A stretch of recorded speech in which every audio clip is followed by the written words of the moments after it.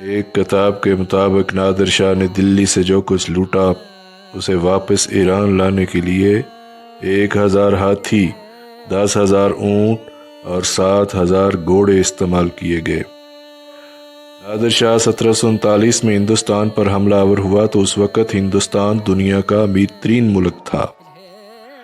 اکبر اور اورنگزیب عالمگیر کے حد تک ہندوستان دنیا کی مجموعی پیداوار کا 27% پیدا کرتا تھا۔ امریکہ آج کی دنیا میں مجموعی پیداوار کا تقریباً 25% پیدا کرتا ہے۔ یہ اس زمانے کی بات ہے جب ہندوستان دنیا بھر میں سونے کی چڑیا کے طور پر مشہور ہوا، لیکن پھر مغل سلطنت تخت و تاج کی بے تربیت جنگوں میں الجھ گئی۔ اورنگزیب عالمگیر کی 1707 میں وفات کے بعد صرف 12 سال میں 3 بادشاہ بدلے گئے۔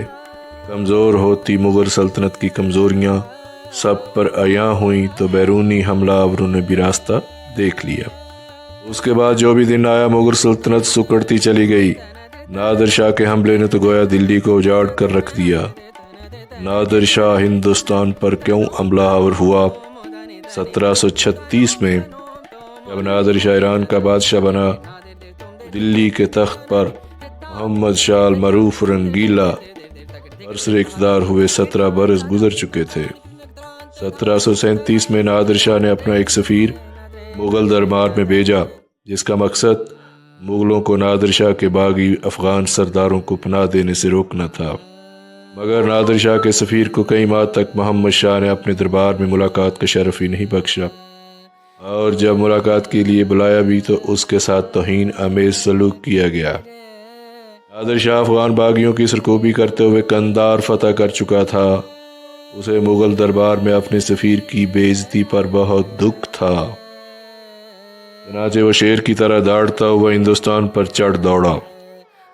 راستے میں جو شہر اور بستی آئی وہ نادر شاہ کے غیظ و غضب سے بچ نہیں سکی۔ مغلوں نے دلی سے 120 کلومیٹر پہلے کرنال میں نادر شاہ کے لیے میدان جنگ کا انتخاب کیا، جہاں نادر شاہ کے مقابلے میں 2 گنی مغل فوج مقابلے پر آئی۔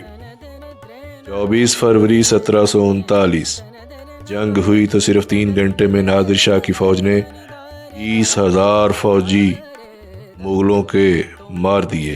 مغل فوج نے اپنی ہی زمین پر ہتھیار ڈال دیے۔ لاک ہارٹ اپنی کتاب نادر شاہ میں لکھتے ہیں کہ قریب تھا کہ نادر شاہ کرنال سے ہی بھاری تاوان لے کر واپس ایران چلا جاتا، مگر مغل فوج کی باہمی چپکلش کی وجہ سے اسے مشورہ دیا گیا کہ تاوان کی یہ رقم بہت معمولی ہے، اگر وہ دلی چلا جائے تو وہاں مال و دولت کے انبار لگے ہوئے ہیں۔ نادر شاہ جب 20 مارچ 1739 میں ایک فاتح کی حیثیت سے دلی میں داخل ہوا، اس کا شایان شان استقبال ہوا۔ 100 ہاتھی اس کے جلوس کی قیادت کر رہے تھے اور ہر ہاتھی پر اس کی مخصوص دستے تعینات تھے۔ فاتح بادشاہ کا قافلہ جب شاہی قلعہ پہنچا تو توپوں کے گولے داغ کر اسے سلامی دی گئی۔ اگلے دن میں عید الاضحیٰ تھی۔ دہلی کی مساجد میں نماز عید کا خطبہ نادر شاہ کے نام سے پڑھا گیا۔ شام کو نادر شاہ محمد شاہ رنگیلا کو عید کی مبارک دینے محل میں گیا۔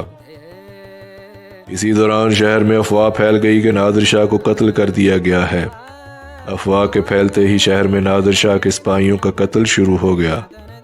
محمد شاہ کے منصبداروں اور امراء نے اس قتل و غارت کو روکنے میں سرگرمی نہیں دکھائی۔ اسی طرح شہریوں نے 3 سے 7 ہزار کے قریب ایرانی سپاہی قتل کر دیے۔ یہ قتل و غارت رات بھر جاری رہی۔ اگلی صبح جب نادر شاہ اپنے محافظوں کے ساتھ شہر کی صورتحال کا جائزہ لینے کے لیے نکلا تو چاندنی چوک میں اس پر کسی نے فائر کر دیا، جس سے اس کا ایک عہدیدار مارا گیا۔ نادر شاہ اس پر بہت غصے میں آ گیا اور اس نے جامع مسجد کی چھت پر کھڑے ہو کر حکم دیا کہ جس محلے میں ایک بھی قزل باش سپاہی مارا گیا وہاں کوئی بھی شہر زندہ نہیں بچنا چاہیے۔ اس کے بعد نادر شاہ کی فوجوں نے شہر میں قتل عام کا بازار گرم کر دیا۔ اس کے بعد نادر شاہ کی فوجوں نے شہر میں قتل و غارت کا بازار گرم کر دیا۔ دلی میں اس قتل عام میں کتنے لوگ لقمہ اجل بنے ان کی درست تعداد تو معلوم نہیں، لیکن مورخین اسے 20,000 سے 4 لاکھ کے درمیان بیان کرتے ہیں۔ لکھا گیا ہے کہ نادر شاہ نے دلی میں جو کچھ لوٹا اسے واپس ایران لانے کے لیے 1000 ہاتھی، 10,000 اونٹ، 7,000 گھوڑے استعمال کیے گئے۔ مال و اسباب اتنا زیادہ تھا کہ اس نے ایران جا کر 3 سال کے لیے رایا کے تمام ٹیکس معاف کر دیے۔ اس خزانے کی تفصیلات درج ذیل ہیں۔ شاہی خزانے سے لوٹے گئے ہیرے جواہرات کی مالیت 25 کروڑ انڈین روپے، تخت طاؤس 9 کروڑ انڈین روپے، سونے اور چاندی کے سکے 25 کروڑ، سونے اور چاندی کے برتن 5 کروڑ، ریشمی اور قیمتی ملبوسات 2 کروڑ، گھریلو فرنیچر، مصوری کی شاہکار تصویریں اور استعمال کی چیزیں 3 کروڑ، قیمتی ہتھیار 1 کروڑ۔ یہ کل ملا کر اس وقت کے تقریباً 70 کروڑ انڈین روپے بنتے ہیں۔ ماہرین معاشیت کے مطابق اس پیسے کی موجودہ مالیت کا اندازہ لگانا ہو تو یہ آج کے حساب سے 30 ارب ڈالر کی رقم بنتی ہے۔